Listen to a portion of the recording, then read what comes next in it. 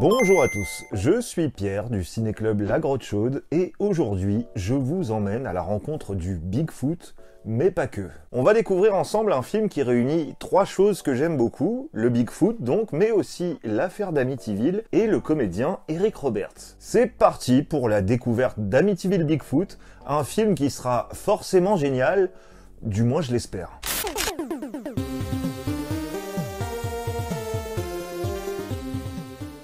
Depuis des siècles, la légende du Bigfoot fascine les amateurs de monstres. Également appelée Sasquatch, cette créature mythique aurait été aperçue pour la première fois dans les forêts d'Amérique du Nord, bien avant l'arrivée des premiers colons européens sur le continent. Des récits de rencontres avec cette créature mystérieuse s'accumulent depuis des siècles, décrivant un être bipède, poilu et de grande taille. Un genre de grand singe qui se nourrirait notamment de saumon et vivrait délibérément loin des humains. Au fil des décennies, les témoignages se sont multipliés et on a par exemple photographié ses empreintes supposées en 1958. 10 ans plus tard, il aurait carrément été filmé par une équipe de tournage, même si l'authenticité de ces images est toujours remise en question. Mais le Bigfoot a aussi été la star de plusieurs films. Depuis les années 70, le grand écran a régulièrement mis en scène cette figure mystérieuse, et pas que dans des films d'horreur. Quand j'étais petit, j'avais la cassette vidéo de Bigfoot et les Anderson, un film de 1987 destiné aux enfants, qui mettait ce monstre poilu au centre d'une comédie familiale. Ce film raconte l'histoire de la famille Anderson qui, lors d'un voyage en voiture, renverse par accident une créature qu'ils prennent pour un ours.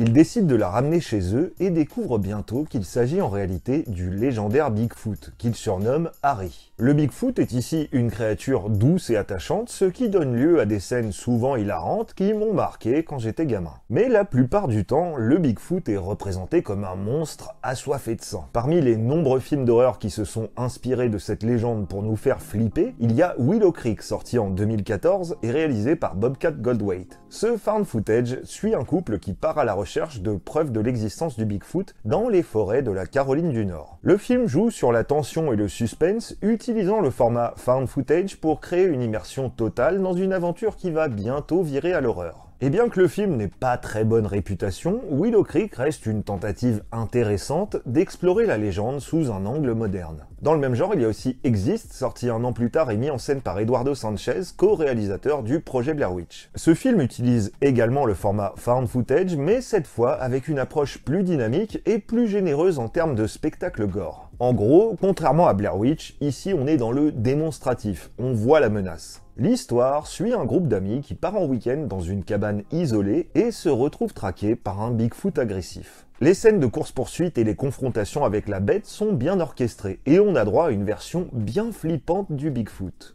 Bon, je vais pas vous faire tout l'historique de tous les films consacrés au Bigfoot, mais vous l'aurez capté, le monstre a un vrai potentiel cinématographique et il a un peu été adapté à toutes les sauces. Mais quand j'ai découvert qu'il existait un film dans lequel il se retrouvait lié à l'affaire d'Amityville, j'avoue avoir été aussi surpris qu'intrigué. J'imagine que la plupart d'entre vous connaissent l'histoire de la sinistre baraque située au 112 Ocean Avenue dans la petite ville côtière d'Amityville. Pour rappel, en 1972, Ronald DeFeo Jr. y a assassiné toute sa famille et il était supposément sous l'emprise d'une force démoniaque. Ceux qui ont ensuite racheté la maison, les Lutz, se seraient retrouvés confrontés à une série de phénomènes inexplicables, largement rapportés dans les médias, avant qu'un bouquin ne rende l'affaire mondialement célèbre. Ce bouquin a ensuite donné naissance à un premier film, suivi de nombreuses suites, souvent capillotractées, et même d'un remake avec Ryan Reynolds, et de toute une tripotée de longs métrages douteux, utilisant le nom d'Amityville à tort et à travers. À l'heure où j'enregistre cette vidéo, il y en a déjà une soixantaine et beaucoup d'entre eux sont vraiment farfelus. Parmi ces films farfelus, citons par exemple le Amityville in Space de 2022, le Amityville Cop de 2021, le Amityville Vibrator de 2020 ou encore le Amityville Thanksgiving de 2022 qui font tous vraiment n'importe quoi. Du coup, quand j'ai vu débarquer un Amityville Bigfoot, j'ai pas forcément été choqué. D'autant que le fait de mélanger ces deux mythes américains dans un même film, ça a du sens. Parce que dans les années 70 et 80, Bigfoot et Amityville étaient alors au top de leur popularité. Le bouquin sur l'histoire vraie de la maison hantée d'Amityville est sorti en 74, et 5 ans plus tard, son adaptation sur grand écran a cartonné dans le monde entier. Et le Bigfoot, quant à lui, était omniprésent dans la pop culture. Leonard Nimoy, le Monsieur Spock de Star Trek, a raconté son histoire en prime time en 1976 dans son émission In Search Of, et à cette même période, on a même croisé la créature dans des épisodes de L'homme qui valait 3 milliards et Super Jamie. Bref, à l'époque, impossible d'échapper à Amityville et au Bigfoot, mais il aura fallu attendre pas loin de 50 ans pour que quelqu'un se décide à les mixer. C'est la semaine dernière que j'ai découvert sur les réseaux sociaux l'affiche du film Amityville Bigfoot sorti quelques semaines plus tôt aux États-Unis. Et à dire vrai, d'ordinaire, ce genre de film, ça me tente pas plus que ça, parce qu'ils sont généralement très fauchés et qu'il en existe des dizaines qui sont souvent très mauvais. Mais là, je sais pas, le visuel m'a vraiment séduit, et puis surtout, j'ai vu sur l'affiche un nom qui a attiré toute mon attention, celui de l'acteur Eric Roberts, le frère de Julia. Eric Roberts, bon, il est moins connu que sa sœur, c'est pas une immense star, mais il a joué dans plusieurs films que j'aime beaucoup. Je crois que la première fois que je l'ai vu, c'était dans le film L'Ambulance, sur lequel j'étais tombé par hasard sur M6 un soir quand j'étais ado. C'était un polar à la limite de l'horreur que la 6 avait diffusé en prime time dans les années 90, et il m'avait scotché du début à la fin avec son histoire de fausse ambulance qui kidnappait des gens pour leur voler leurs organes et les revendre. Eric Roberts, c'était le héros de ce film, et depuis, j'ai regardé beaucoup de séries B dans lesquelles il a joué. Elles sont pas toutes bonnes, mais je recommande notamment les 2 premiers Best of the Best, le film de braquage The Immortals, le nanar SF Alien Invasion, ou encore le film de voyage dans le temps Past Perfect, dans lequel Eric Roberts se retrouve en caleçon en pleine course-poursuite. Bref, c'est pas une méga star, mais c'est quand même un type que j'apprécie, principalement parce qu'il a une bonne gueule. Mais bon, il y a pas que moi qui l'aime bien, et il a quand même eu des petits rôles dans des trucs hyper mainstream, genre The Expendables ou The Dark Knight, et même le récent Babylon. Alors, quand j'ai vu son nom sur l'affiche d'Amityville Bigfoot, je me suis dit que ça allait forcément être un peu cool. Ce film, présenté comme étant une comédie d'horreur, est signé par un certain Sean C. Phillips, qui est connu en tant que youtubeur ciné sous le nom de Cool Duder, et qui a déjà réalisé plus d'une dizaine de films. Il a même été acteur dans plein de productions horrifiques, dont Titanic 3, dont je vous ai parlé dans ma vidéo sur le remake nigérien du Titanic, et il a joué un petit rôle dans Return to Nukem High de Lloyd Kaufman, le boss du studio Trauma. Alors je le connaissais pas, mais son CV laissait entendre qu'il savait ce qu'il faisait. Et puis avec l'équation Amityville plus Bigfoot plus Eric Roberts, comment est-ce qu'il pouvait se planter? Parce que il y a vraiment moyen de faire quelque chose de fun avec ces 3 ingrédients. Donc j'ai cherché à voir le film. Alors, il est sorti en DVD aux États-Unis, mais j'avais pas envie d'attendre plusieurs semaines pour qu'il arrive dans ma boîte aux lettres. Et j'ai ensuite découvert que depuis peu, le film est dispo sur la plateforme américaine de streaming légal et gratos Tubi. J'ai donc activé mon VPN, je me suis localisé aux États-Unis et j'ai lancé le film. Et bon, j'étais pas prêt pour ce qui va suivre. Alors accrochez-vous, ça va piquer. Le film commence dans ce qu'on nous présente comme étant les laboratoires de la Amityville Chemical Company, mais qui, de toute évidence, est un simple chalet, genre cabane de chasseurs. Les scientifiques discutent et très rapidement, on se rend compte d'une chose. Personne ne sait jouer la comédie et le level d'acting est au niveau d'un film d'amateur tourné par des ados. Shut up before I slap you. You're not gonna slap me. Yes, I am. You slap me, I'll tell the big boss. Go ahead. Yeah, go ahead. Big I'll baby. slap you. I'll slap the shit out of you. I'll go right ahead. there. There you go. Ah, come on now. You say motherfucker. Hey. On va pas se mentir, c'est très compliqué. Mais bon, c'est pas grave, on continue, ça va peut-être s'arranger. Nos scientifiques, même s'ils n'en ont pas l'air, travaillent sur un projet secret, la création d'un Bigfoot en laboratoire. Bien entendu, notre monstre poilu ne tarde pas à s'évader, et 2 des scientifiques, Yann, joué par le réalisateur Sean C. Phillips avec la casquette, et Annie, vont partir à sa recherche dans la forêt. Mais le souci, c'est qu'il y a un autre Bigfoot dans la forêt. En effet, un réalisateur est en train de tourner un film de Bigfoot dans cette même forêt. C'est un film tourné avec un caméscope, mais on essaie de nous faire croire qu'il s'agit d'un tournage pro, puisque le réalisateur de ce film dans le film est secondé par un producteur hystérique, mais aussi une maquilleuse, et puis toute une équipe autour de ce caméscope à 50 €. Tous les personnages sont antipathiques, et on a immédiatement envie qu'ils meurent, ce qui ne tardera heureusement pas à arriver. Bref, pendant le tournage, un SDF vole de la nourriture sur le plateau pour aller la déguster avec ses potes. Et alors que la petite bande de SDF festoie autour de ce bon repas, le vrai Bigfoot déboule et fait un carnage.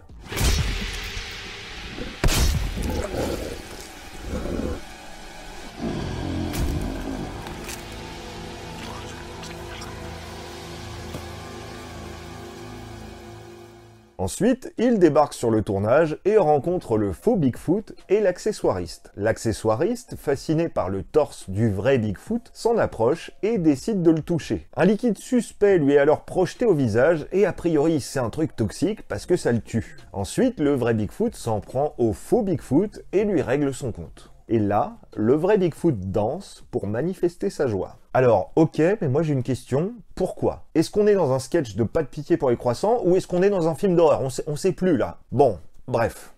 Allons-y, continuons. Ensuite, notre Bigfoot s'attaque au réalisateur du film dans le film, et là, il innove en utilisant une méthode qui plairait certainement à Jason des films Vendredi 13. Il l'exécute en lui insérant son caméscope dans le fondement pour finalement lui faire ressortir par la bouche. C'est original. Et ensuite, il danse, bien entendu. Mais pourquoi? Est-ce que ça fait rire des gens qui ont plus de 7 ans et demi? C'est une vraie question, hein. Je veux dire, ça se voit depuis le début que c'est un mec dans un costume. Mais est-ce que c'est nécessaire d'en rajouter en le faisant danser d'une manière complètement ridicule?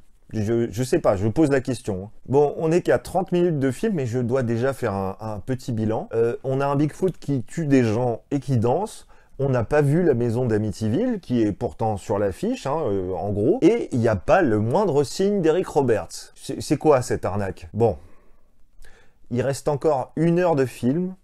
Gardons espoir. On découvre ensuite que la forêt est très fréquentée. En plus de nos scientifiques et de l'équipe de tournage, il y a aussi un groupe de promeneurs, parmi lesquels on retrouve l'actrice Tuesday Knight, qui jouait l'une des héroïnes de Freddy 4, Le Cauchemar de Freddy. C'est l'une de celles qui joue le mieux dans Amityville Bigfoot, mais elle n'est pas très longtemps à l'écran et elle se fait tuer d'une façon totalement nulle.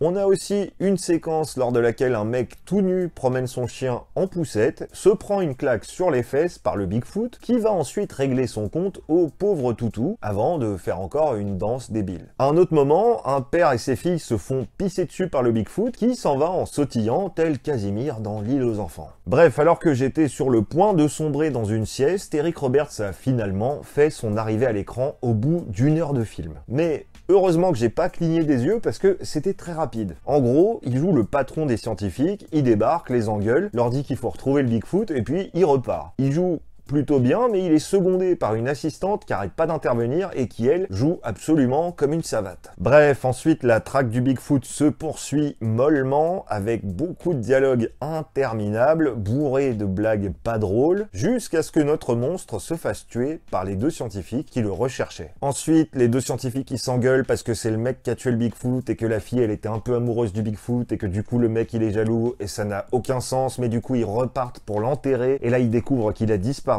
Et là, tandis que nos 2 scientifiques s'éloignent de la caméra en tournicotant, le caméraman se marre. Mais c'est pas discret du tout, hein. Il y a même la caméra qui bouge.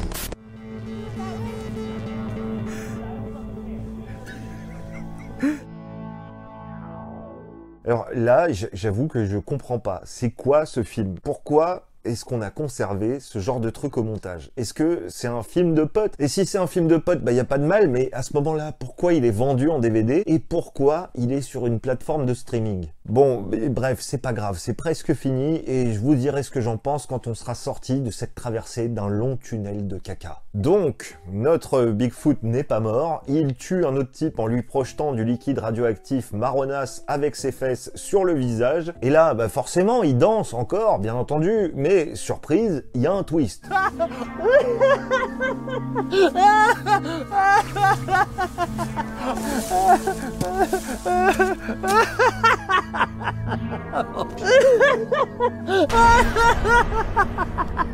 I fooled them all. They didn't know I was the Bigfoot. I love this. Quoi? Comment ça? Comment c'est possible qu'il ait été... que c'était juste un costume, le Bigfoot? Enfin, je veux dire, ça se voyait que c'était un costume, mais là, non, ça n'a aucun sens. Enfin bon, c'est pas grave, Eric Roberts, il a l'air très content de lui. I love my life. Et ben voilà, c'est la fin du film, ça se termine comme ça, donc il est temps de passer au bilan. Alors en général, même quand je mate un nanar, j'essaye de trouver des points positifs, mais là, c'est pas possible. Vous venez d'en avoir un résumé en speed, mais moi, j'ai dû survivre à 90 minutes de vide cinématographique, de mauvais goût, et d'amateurisme frôlant le foutage de gueule. Le scénario, il est inexistant, les images, elles sont dégueulasses, c'est censé être une comédie, mais franchement, c'est jamais drôle, et c'est tellement pas drôle que ça en devient malaisant, et pourtant, je suis quelqu'un de plutôt tolérant en matière d'humour pourrave. En gros, l'humour dans ce film, c'est des comédiens qui se baladent dans la forêt, a priori sans scénario, et qui improvisent des blagues vulgaires en se disant qu'ils sont en train de faire de l'humour tellement politiquement incorrect. Et attention, j'adore l'humour subversif, mais ça demande du talent, et là, il y en a pas. Le pipi et le caca, les critiques de la débilité de la société, c'est marrant quand c'est fait par les créateurs de South Park, mais là, on a vraiment l'impression de voir l'œuvre d'un ado qui se croit super marrant, alors qu'en fait, personne n'a osé lui dire qu'il était juste gênant. En fait, j'ai vraiment le sentiment de m'être fait arnaquer, parce que quand on regarde l'affiche qui est très soignée, on se dit que le film,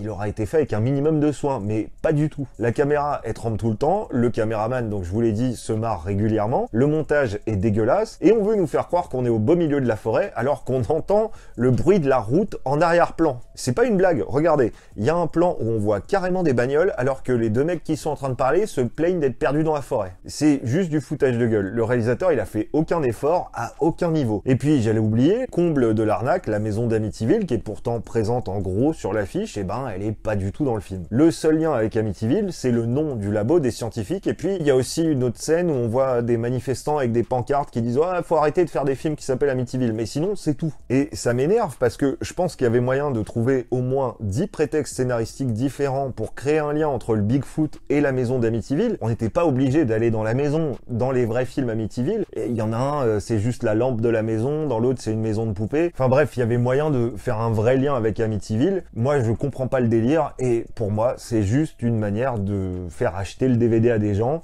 Et du coup, c'est malhonnête, surtout si ça ressemble à un film de potes. Donc, vous l'aurez compris, je ne vous recommande pas ce film, et je vous conseille même de ne jamais le regarder, à moins que vous ayez des difficultés à vous endormir. C'est nul, et il n'y a rien à sauver. Ça sortira probablement jamais en France, mais s'il vous plaît, même si vous avez un VPN, ne perdez pas votre temps à aller le mater légalement sur Tubi. Si par contre, vous avez envie de voir un vrai film marrant avec des Bigfoot, je vous recommande plutôt l'excellent Sasquatch Sunset, aka Primitif en français, et qui décrit le quotidien d'une famille de Bigfoot. C'est bizarre, il n'y a pas de parole, mais c'est une comédie chelou, produite par le réalisateur de Midsommar et Hérédité, avec en plus Jesse Eisenberg en Bigfoot. Il y a quand même un point commun entre Sasquatch Sunset et Amityville Bigfoot, c'est qu'il y a beaucoup de caca et de pipi dans Sasquatch Sunset, mais là, c'est marrant. Et voilà, vous savez maintenant pourquoi il ne faut surtout pas regarder Amityville Bigfoot. Et si vous êtes encore là, il est temps pour moi de vous remercier d'avoir regardé cette vidéo jusqu'au bout, et de vous dire à très bientôt, ici ou ailleurs, pour de nouvelles découvertes. C'était vraiment très intéressant.